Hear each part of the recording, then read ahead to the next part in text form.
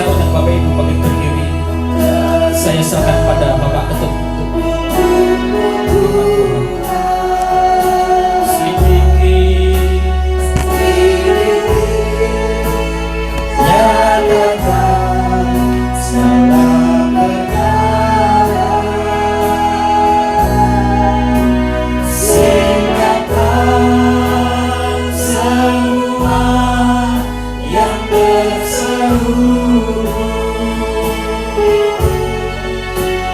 Supaya ku layani hadapan-Mu Tuhan.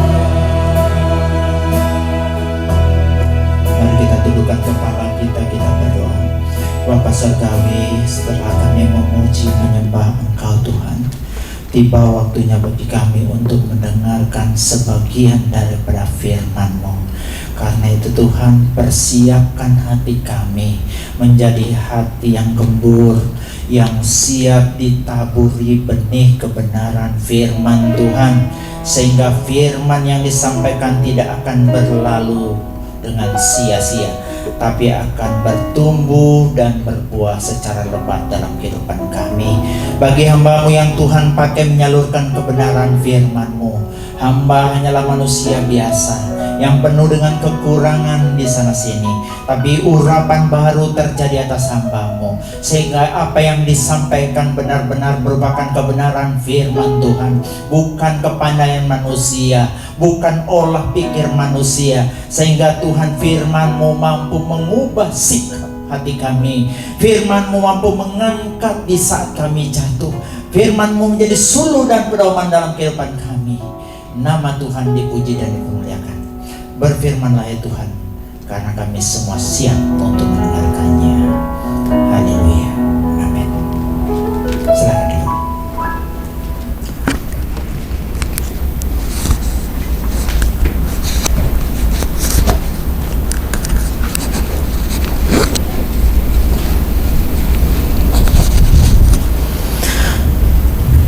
Salam Bapak Ibu.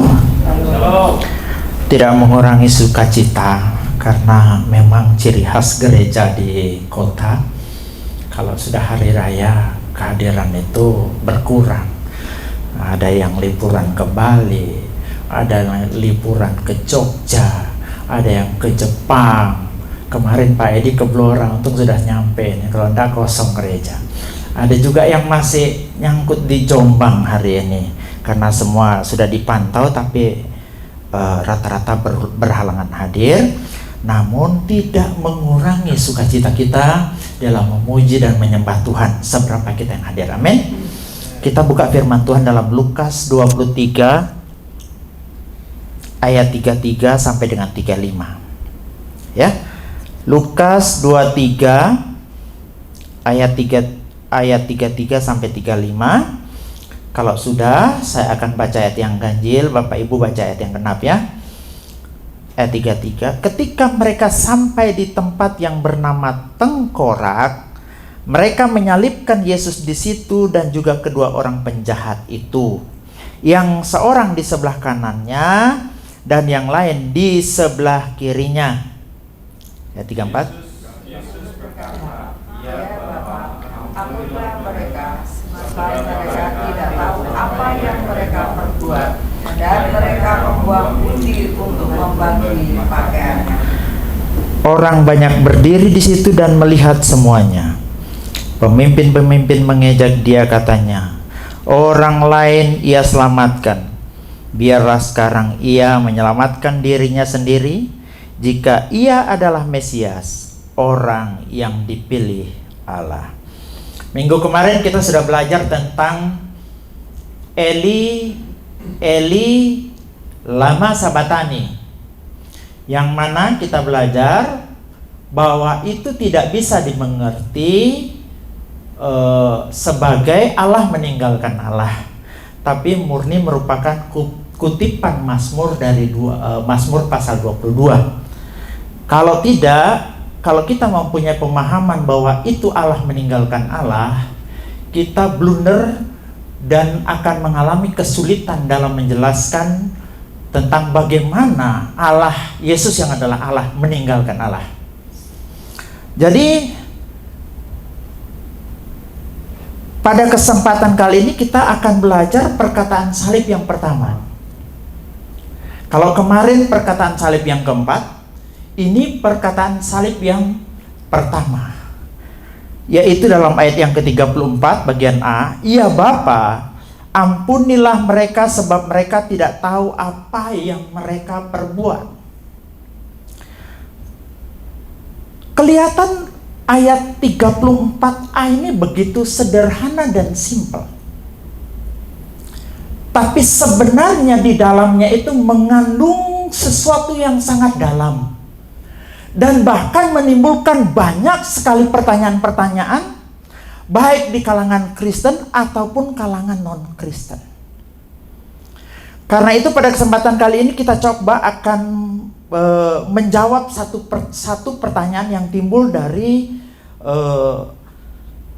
Lukas 23:34a itu. Yang pertama itu adalah, kapan atau bila mana doa tersebut diucapkan?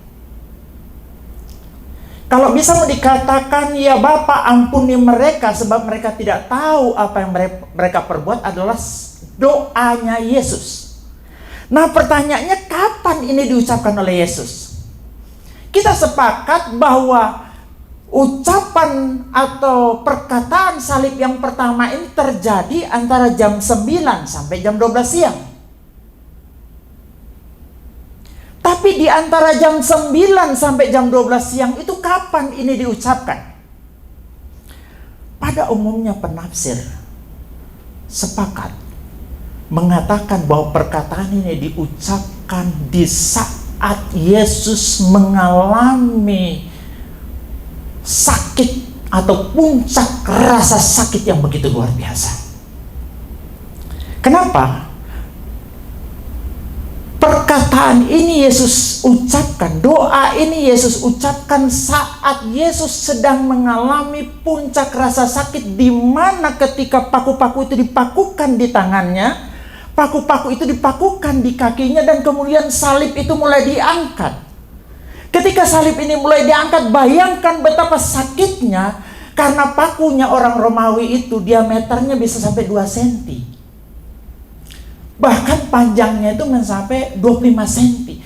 Itu kemudian beban Yesus, berat badan Yesus, bobot Yesus itu ditanggungkan kepada paku yang memaku tangan dan kakinya ketika salib itu diangkat.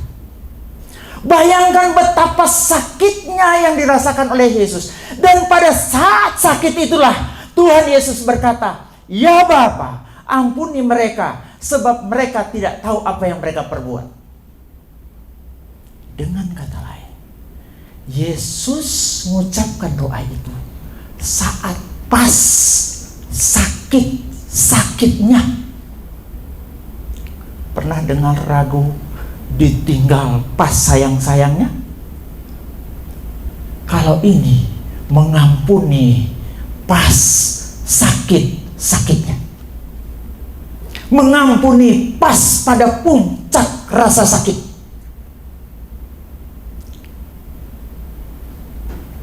Sakitnya ini bukan cuma berbicara sakit fisik loh. Ini juga sakit secara psikis. Ya. Sakit secara psikis. Kenapa dibilang sakit secara psikologi juga sakit? Coba kita lihat di dalam Lukas 23 ayat 33. Ketika mereka sampai di tempat yang bernama Tengkorak, mereka menyalibkan Yesus di situ, dan juga kedua orang penjahat itu, yang seorang di sebelah kanannya dan yang lain di sebelah kirinya. Coba kita lihat dalam Yohanes 19 ayat 18. Dan di situ disalibkan mereka, dan bersama-sama dengan dia disalibkan juga dua orang lain, sebelah menyebelah, Yesus di tengah-tengah. Lukas mengatakan bahwa Yesus disalib di antara penjahat. Yohanes mengatakan bahwa Yesus disalib di tengah-tengah di antara penjahat. Mungkin itu bagi kita hal biasa. Tapi orang zaman itu akan berpikir, ketika ada seorang disalib di tengah-tengah penjahat, yang di tengah itu adalah orang yang paling jahat dari antara orang jahat. Yesus yang tidak berdosa dianggap sebagai penjahat dari penjahat. Sakit tidak? Psikisnya sakit luar biasa. Tapi di tengah sakit yang semacam itu, Yesus berdoa, "Ya Bapa, ampuni mereka, sebab mereka tidak tahu apa yang mereka perbuat."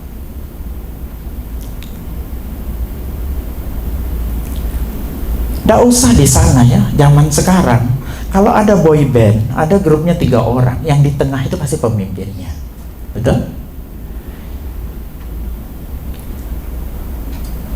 Yang di tengah itu pasti pemimpinnya. Yang di tengah itu pasti yang paling hebat narinya, paling bagus suaranya, ditaruh di tengah biasanya. Pada zaman itu juga begitu. Kalau ada yang ditaruh di tengah, kalau disalibkan yang ditaruh di tengah, itu adalah orang yang paling jahat daripada orang yang jahat. Yesus yang tak berdosa, tidak pernah melakukan kesalahan, tapi dianggap paling jahat. Sakitnya tuh di sini. Tadi sakitnya di tangan, ketika dia menanggung berat badannya, ketika salib itu mulai ditegakkan. Bahkan saudaranya tahu, sakitnya Yesus itu secara psikis, itu ketika dia dianggap lebih jahat daripada Barabas. Nama lengkapnya Yesus Barabas. Siapa Yesus Barabas ini?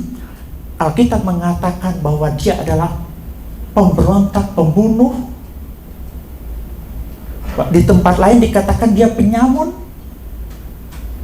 Namanya Yesus, tapi belakangnya Barabas. Bar itu dalam bahasa Aram itu artinya anak. Anaknya Abah, anaknya Bapa. Yesus dianggap lebih jahat daripada Yesus yang anaknya Bapa. Yesus itu anak Allah yang Maha Tinggi, tapi dianggap lebih jahat daripada Yesus yang anaknya Bapa. Sakitnya terus. Apa yang saya mau sampaikan? Ketika Yesus mengatakan, "Bapa, ampuni mereka sebab mereka tidak tahu yang mereka perbuat," Yesus sedang di puncak rasa sakit. Baik sakit secara fisik maupun sakit secara psikis.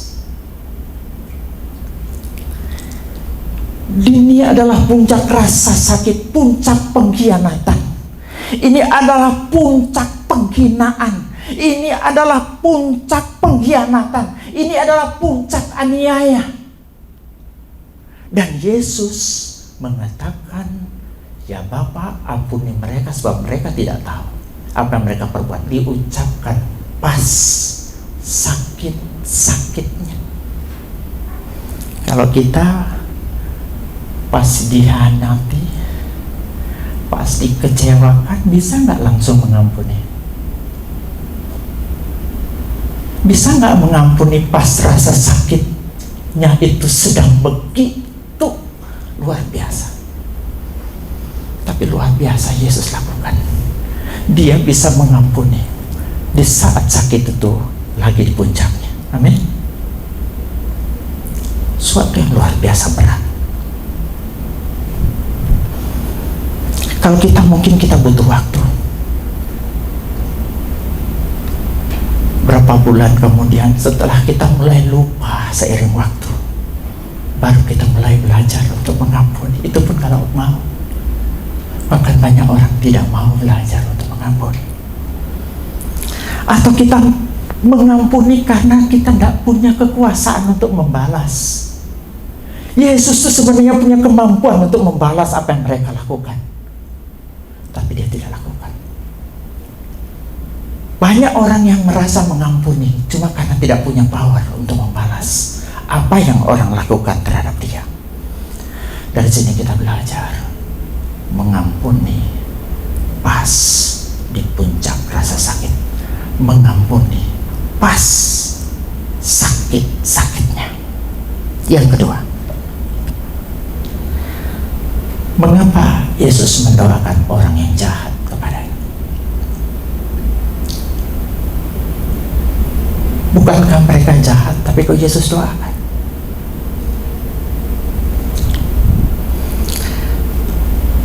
Ini sebenarnya nubuatan dari Yesaya 53 ayat 12. Coba kita buka Yesaya 53 ayat 12.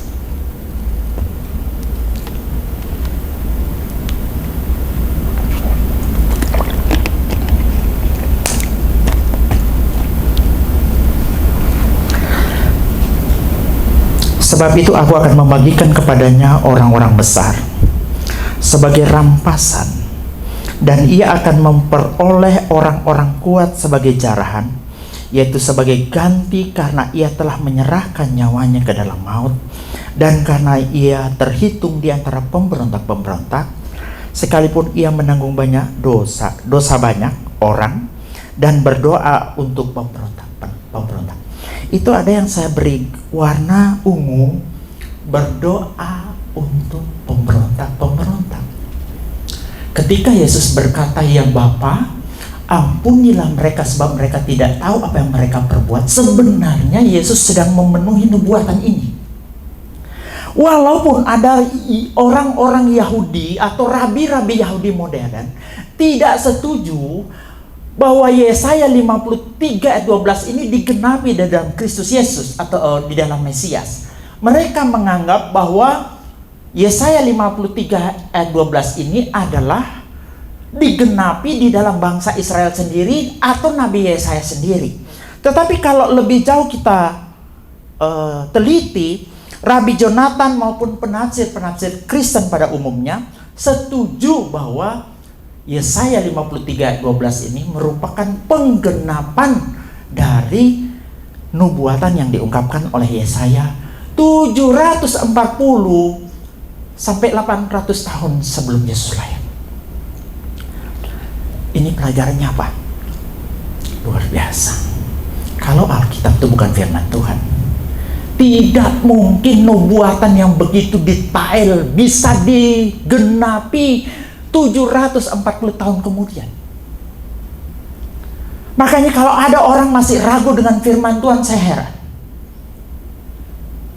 Hal-hal kecil pun yang dinubuatkan dalam Alkitab itu semua digenapi dalam Yesus, karena Yesus dalam hidupnya memang memenuhi semua nubuatan-nubuatan yang ada dalam Alkitab. Jadi jangan pernah ragu dengan firman Tuhan. Seperti kebanyakan orang sekarang selalu meragukan otoritas firman Tuhan. Dia pikir otaknya lebih tinggi daripada firman Tuhan.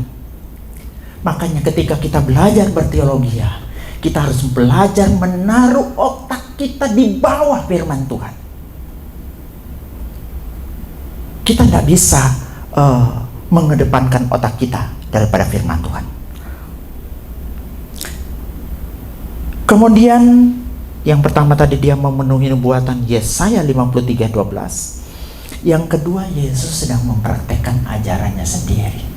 Ini dilihat dalam Matius 5 ayat 44, dikatakan, "Tetapi aku berkata kepadamu, kasihilah musuhmu dan berdoalah bagi mereka yang menganiaya kamu." Yesus itu mengajar tentang kasih. Ketika suatu saat dia sampai kepada orang-orang yang menganiaya, dia katakan, kalau ada orang menganiaya kamu, doakan mereka. Dan ketika ini dihadapi Yesus disalib, dia praktekkan apa yang diajarkan. Bapak Ibu, Yesus itu sering disebut guru agung, unggul dalam metode mengajar. Kenapa saya bilang unggul dalam metode mengajar? Hampir semua kalangan bisa mengerti apa yang diajarkan oleh Yesus. Tua, muda, miskin, kaya, orang terpandang, orang biasa, bahkan sampai anak-anak bisa menerima apa yang diajarkan oleh Yesus. Karena Yesus mempunyai metode mengajar yang luar biasa, makanya dia disebut guru agung. Selain itu unggul dari segi materi. Ketika dia mengajar, berapa argumentasi lawan dia patahkan. Karena Yesus ajarannya memang adalah ajaran yang benar. Bahkan diri Yesus adalah kebenaran itu sendiri.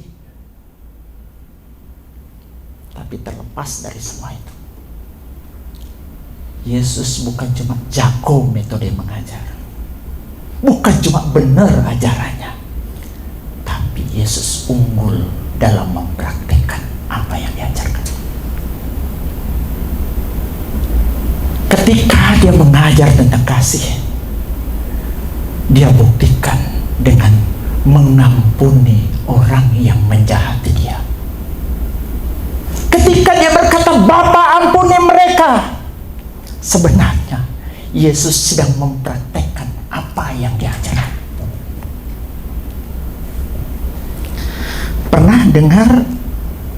Pernah tahu artinya guru? Guru itu singkatan ya. Guru itu singkatan dari bahasa Jawa, digugu dan ditiru.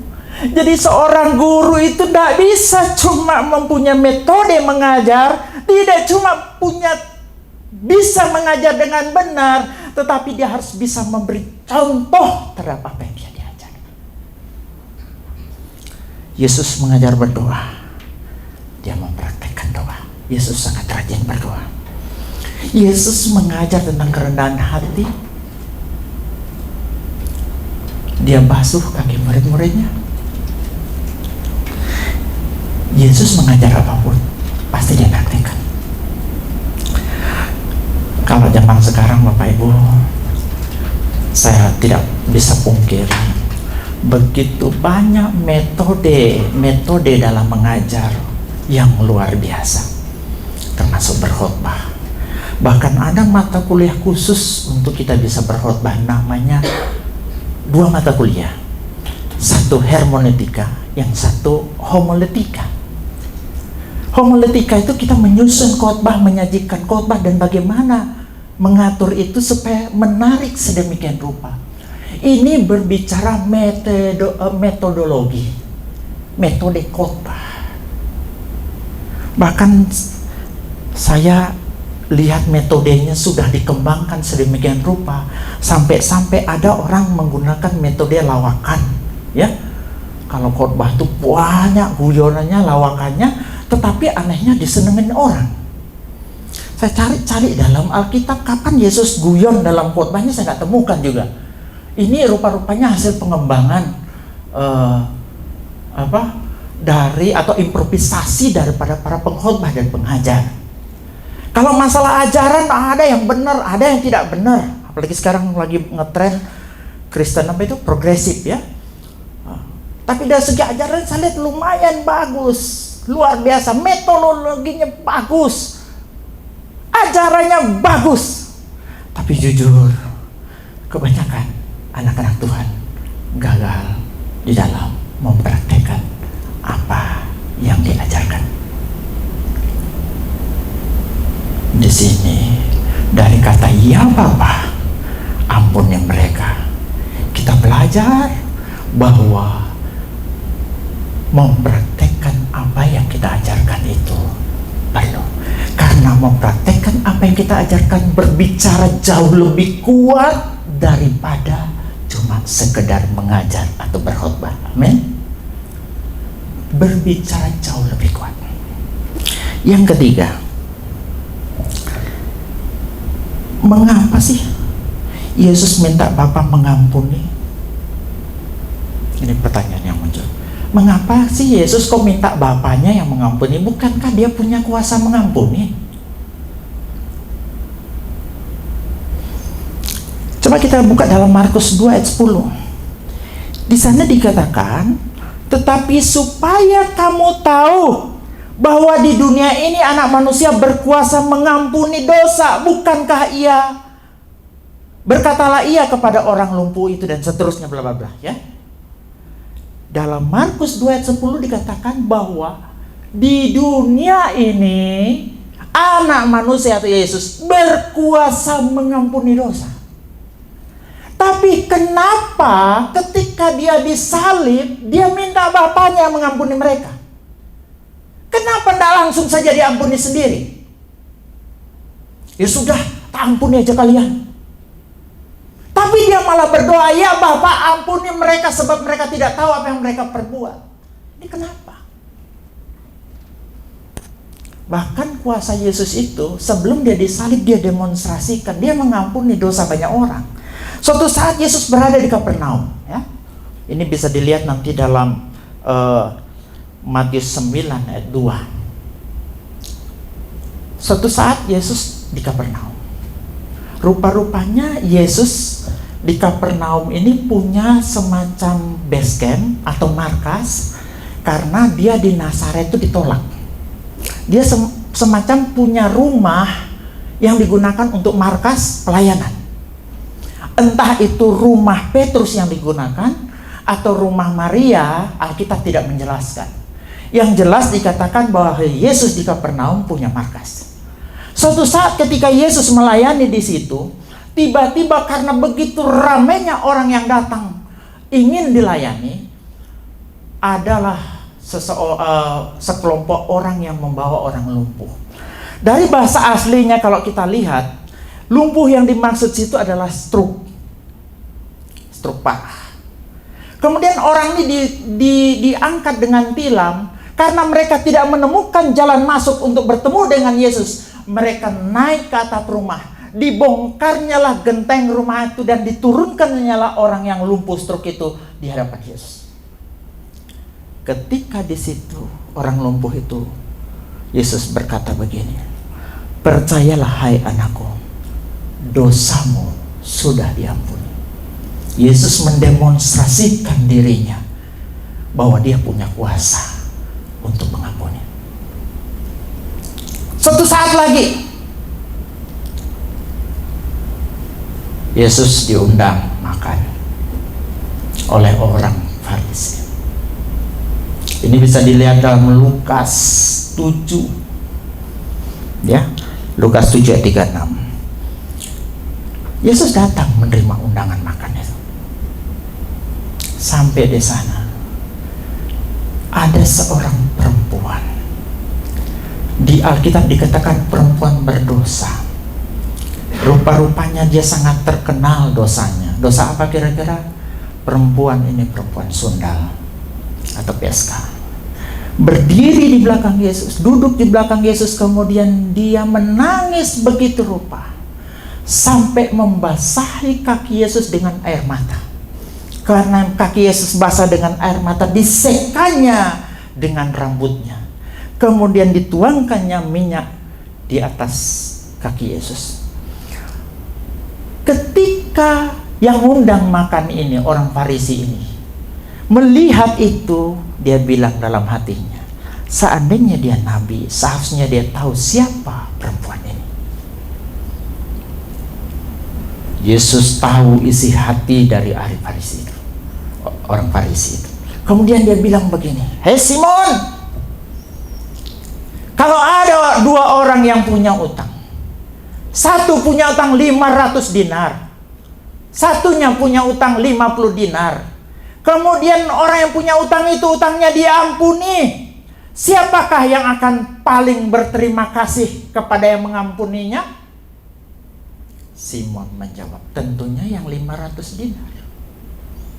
Setelah berkata demikian, dalam Lukas 7 ayat 48 dikatakan, dosamu telah diampuni. Dalam dua kasus ini Yesus langsung mengampuni dosa orang. Tetapi kenapa disalib ini dia minta Bapaknya yang menghapus dosa daripada orang-orang yang menjahati dia? Inilah pertanyaan yang perlu kita jawab. Kenapa kira-kira? Yesus waktu itu dalam konteks sebagai pengantara.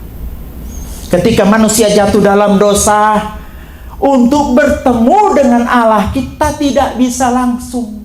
Kita butuh pengantar yang namanya imam besar. Ya, imam besar.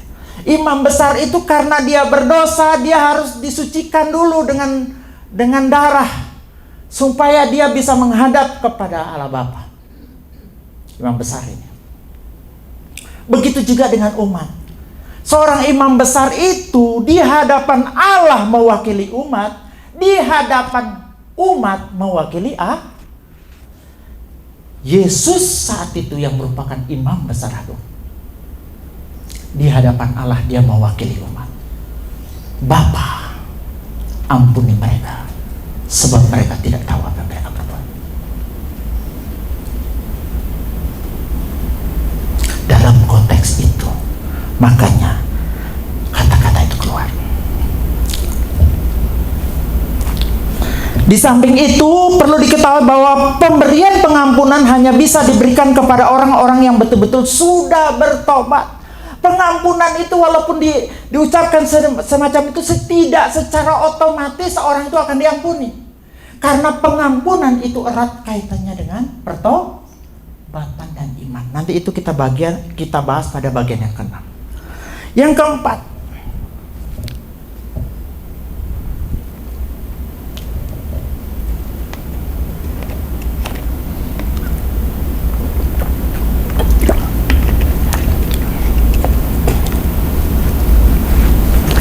siapa yang Yesus mohonkan pengampunan? Jadi kalau kita buka Lukas 23 ayat 34 tadi, yang kita mau tanyakan siapa yang dimaksud dengan kata mereka di situ? Ya Bapa, ampunilah mereka. Yang dimaksud dengan kata mereka itu siapa? Ini sering menimbulkan pertanyaan. Yang pertama itu tidak lain tak bukan adalah orang yang berteriak salibkan dia, salibkan dia. Siapa yang berteriak salibkan, salibkan dia? Ada pandangan yang mengatakan bahwa orang ini adalah orang yang kemarinnya berteriak Hosana bagi anak Daud. Diberkatilah dia yang datang dalam nama Tuhan. Katanya orang-orang yang kemarin berteriak Hosana, diberkatilah dia yang datang dalam nama Tuhan, itulah yang pada saat yang sama berteriak salibkan, salibkan dia.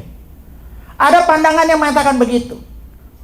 Tapi kalau Bapak Ibu lebih teliti lagi meneliti Alkitab, maka sebenarnya kelompok yang berteriak Hosana bagi anak Daud itu adalah kelompok yang berbeda dengan kelompok yang berteriak salibkan, salibkan dia. Ini butuh penggalian lebih dalam. Coba kita lihat dalam Yohanes 19 ayat 6 ya. Siapa yang berteriak salibkan, salibkan dia? Imam-imam kepala dan penjaga-penjaga itu melihat dia, berteriaklah mereka, salibkan dia, salibkan dia. Sementara yang berteriak kemarin Hosana bagi dia, bagi anak Daud, itu adalah orang-orang yang pernah mengecap kebaikannya Yesus. Mulai dari Betfage sampai Yerusalem, itu jumlahnya tidak sedikit.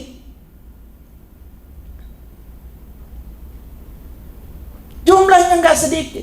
Jadi dengan kata lain saya mau katakan yang berteriak salibkan dia, itu adalah para elit. Imam-imam kepala, ahli-ahli Taurat, pemuka-pemuka agama.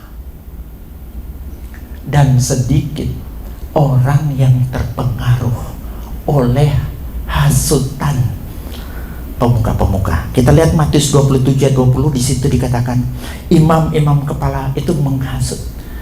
Kita tidak bisa pungkiri, mungkin ada yang kemarinnya berteriak Hosana bagi sang raja, mungkin terhasut, tapi jumlahnya nggak seberapa.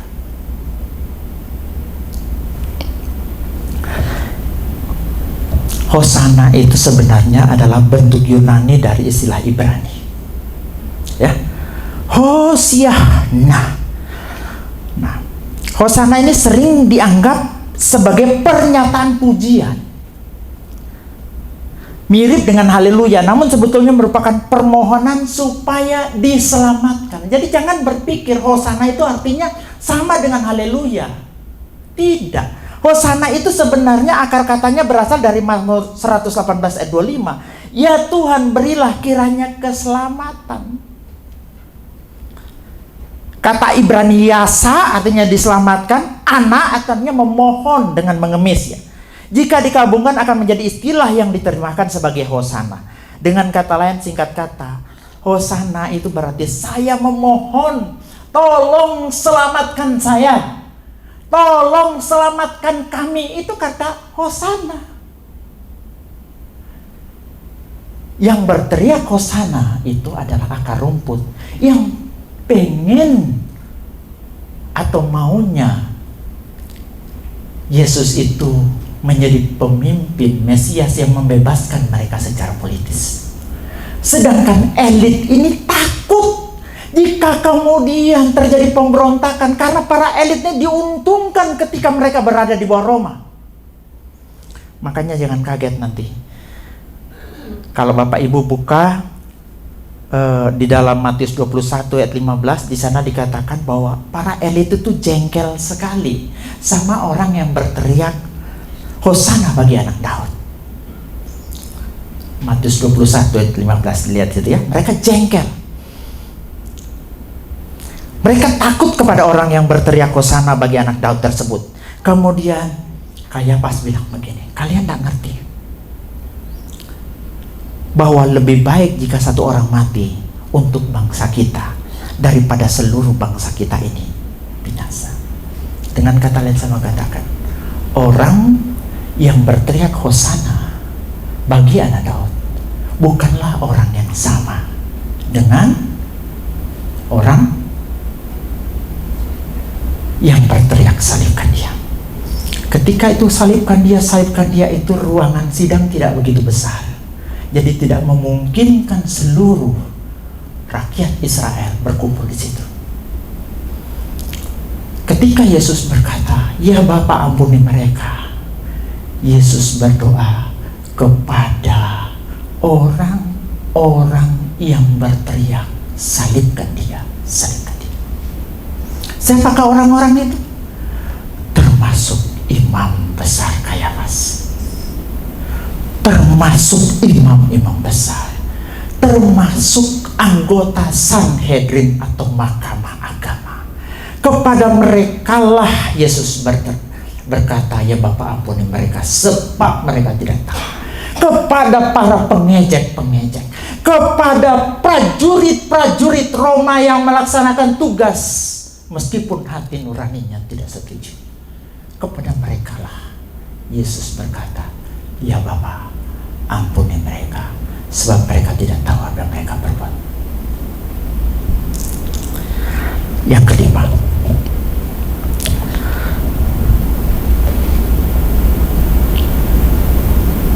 apakah mereka yang Yesus doakan otomatis dosanya diampuni?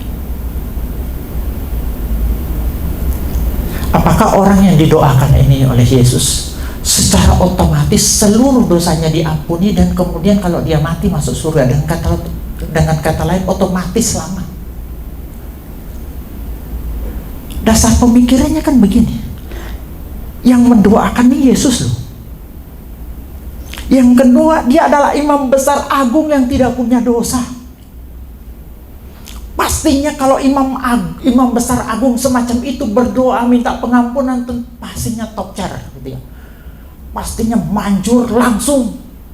Dosa-dosa mereka yang terlibat dalam penyaliban Yesus semuanya diampuni.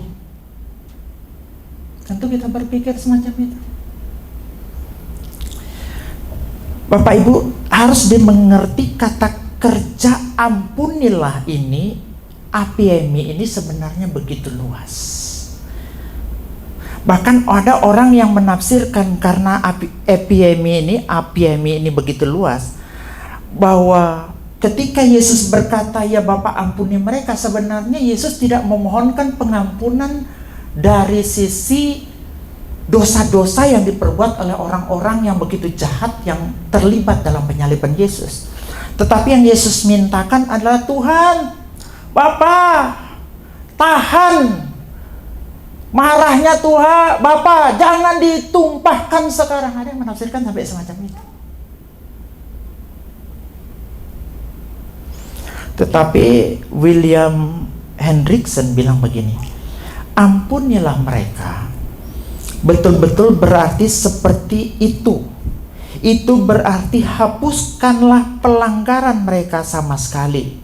Dalam kasih karunia-Mu yang berdaulat, buatlah mereka supaya sungguh-sungguh bertobat sehingga mereka bisa dan akan diampuni sepenuhnya.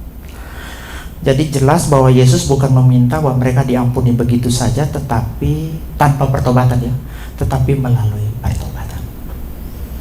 Dengan kata lain, meskipun Yesus berteriak, ya Bapa ampuni mereka, kalau mereka hanya nggak bertobat dan tidak beriman, pengampunan itu tidak akan berlaku baginya.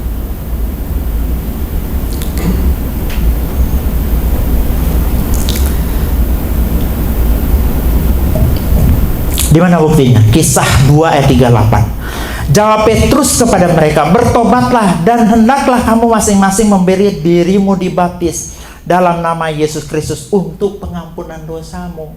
Namanya pengampunan dosa itu erat kaitannya dengan pertobatan. Tidak bisa langsung-langsung. Bahwa barang siapa percaya kepadanya, ia akan mendapat pengampunan dosa. Harus percaya kepada Yesus. Kisah 26 ayat 18. Supaya mereka oleh iman mereka kepadaku memperoleh pengampunan dosa. Tidak ada pengampunan tanpa iman dan pertobatan. Jadi kalau kita berkata bahwa orang yang didoakan oleh Yesus disalib otomatis selamat, kita menabrak ayat-ayat yang saya bacakan tadi. Yang terakhir,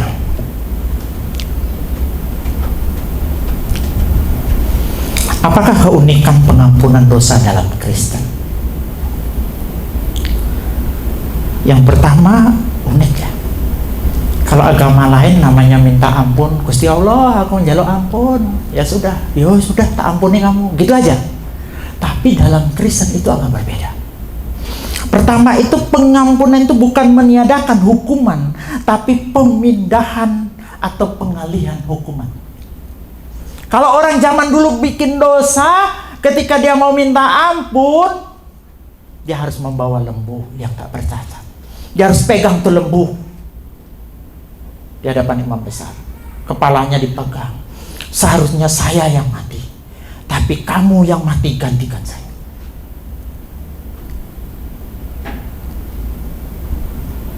Ini bisa dilihat dalam Imamat 5 ayat 18. Haruslah ia membawa kepada imam seekor domba jantan yang tidak bercelah dari kambing domba yang sudah dinilai sebagai korban penebus salah. Imam itu haruslah mengadakan pendamaian bagi orang itu karena perbuatan yang tidak disengajanya dan yang tidak diketahuinya itu, sehingga ia menerima pengampunan. Ibrani 9 ayat 14 berkata begini, betapa lebihnya darah Kristus yang oleh roh yang kekal telah mempersembahkan dirinya sendiri kepada Allah sebagai persembahan yang tak bercacat, akan menyucikan hati nurani kita dari perbuatan-perbuatan yang sia-sia, supaya kita dapat beribadah kepada Allah yang hidup. Ingat enggak? Dalam Yohanes 1:29 ketika Yohanes melihat Yesus, dia bilang, lihatlah anak domba Allah yang menghapus dosa dunia. Saudara dan saya diampuni. Pengampunan Tuhan itu sebenarnya bukan peniadaan hukuman, tapi pemindahan hukuman. Hukuman yang seharusnya kita pikul itu dipindahkan kepada anak domba Allah yang hidup. Ini konsep pengampunan Kristen. Jadi jangan berpikir ketika kita melakukan dosa, Tuhan bilang, ya nggak apa-apa, karena Allah itu adalah selain Allah yang penuh kasih, dia juga Allah yang adil. Nggak bisa cuma melihat Allah dari sisi kasihnya, tapi mengabaikan Allah dari sisi adilnya. Jadi pengampunan itu selalu kaitannya dengan pengalihan hukuman. Ketika kita melakukan dosa, seharusnya kita yang pikul, dialihkan kepada anak domba Allah, yaitu Yesus Kristus sebagai domba yang tak bercacat, dipersembahkan oleh dirinya sendiri sebagai imam besar agung menurut kitab Ibrani. Yang pertama keunikannya, pengampunan bukan meniadakan hukuman, tapi pengalihan hukuman. Yang kedua, pengampunan bukan meniadakan konsekuensi dosa yang bersifat kekinian. Jadi jangan ketika kita berpikir bikin dosa, misalnya mencuri, membunuh, berzina, kemudian kita minta ampun sama Tuhan, segala konsekuensi kekinian itu langsung hilang. Daud ketika berzinah dengan Batseba dan kemudian dia ditegur oleh Nabi Tuhan, Daud bertobat. Pertobatan Daud itu dicatat dalam Alkitab, yaitu dalam Mazmur pasal 51. Kasihanilah kami ya Tuhan, dan seterusnya. Itu pengakuan dosanya Daud. Nabi Nathan mengatakan, dosamu sudah diampuni, tapi konsekuensi daripada perbuatanmu itu tetap harus kamu pikul. Anakmu akan mati.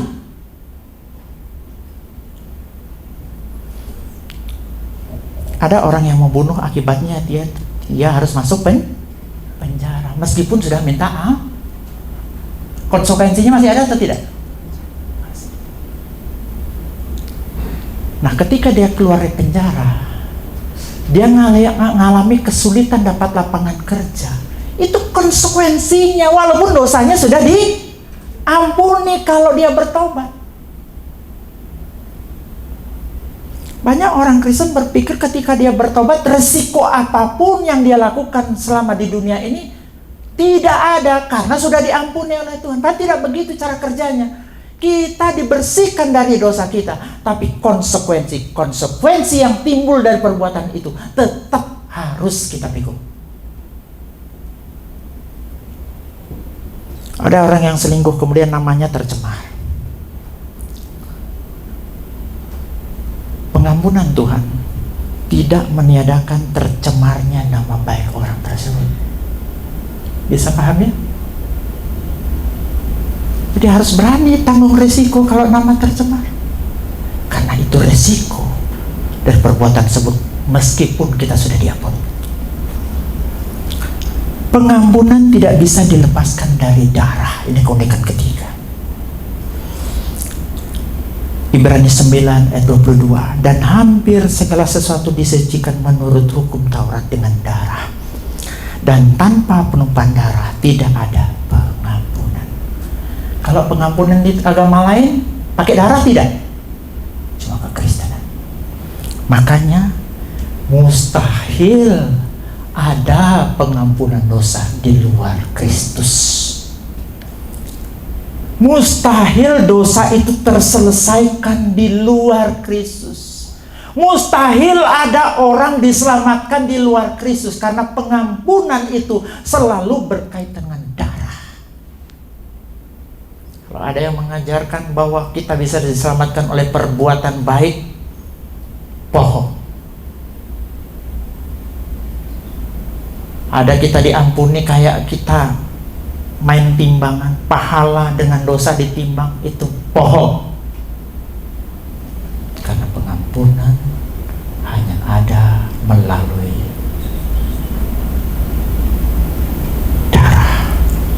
darah anak domba Allah.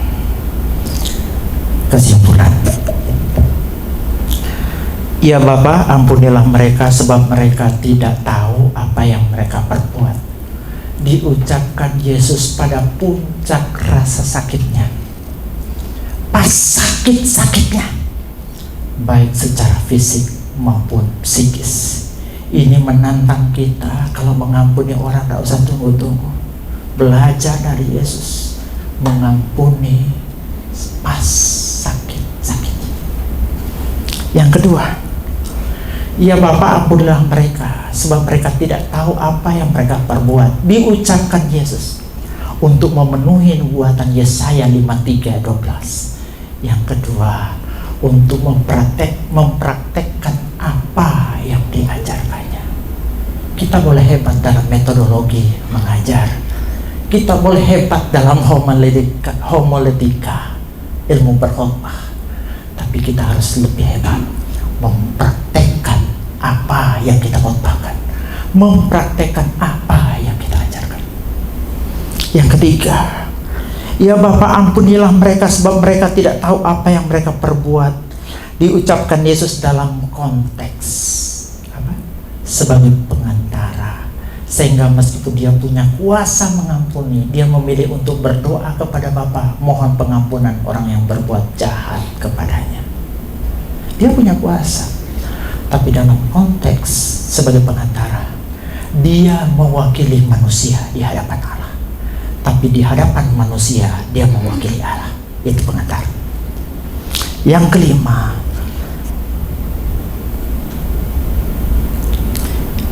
yang keempat, ya Bapa, ampunilah mereka sebab mereka tidak tahu apa yang mereka perbuat. Diucapkan Yesus bagi semua yang terlibat dalam penghinaan, ejekan, dan penyaliban Yesus.